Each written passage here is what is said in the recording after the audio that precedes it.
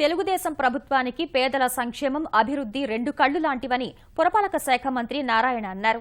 శ్రీ పొట్టి శ్రీరాములు నెల్లూరు జిల్లా నాయుడుపేట మండలం భీమవరంలో 75 లక్షల రూపాయలతో తార్ రోడ్ నిర్మాణానికి శంకుస్థాపన చేశారు. మేనకూరు పారిశ్రామిక వాడలో అంబేద్కర్ విగ్రహానికి పూలమాలలు వేసి భారీ ప్రదర్శనలో పాల్గొన్నారు.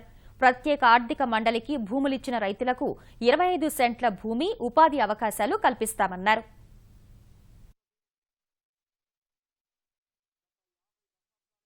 ఇండస్ట్రీస్ లో లోకల్ వాళ్ళని తీసుకోవట్లేదు, బయట వాళ్ళని తీసుకుంటున్నారు అని దానికి లోకేష్ బాబు గారు స్పందించి అయితే కంపెనీలకి ఎవరైతే స్కిల్ లో నైపుణ్యం పొందిన వాళ్ళు ఉంటారో వాళ్ళని తీసుకుంటారు.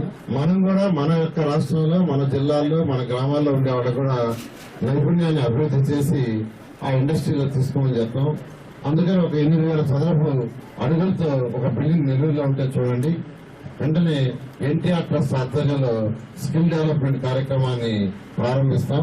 అక్కడ స్కిల్ డెవలప్మెంట్ చేసి ఈ యొక్క ఇండస్ట్రీస్ లో వాళ్ళందరికీ ఉద్యోగాలు వచ్చేదిగా, బయట వాళ్ళకి కాకుండా మన వాళ్ళకి వచ్చేది.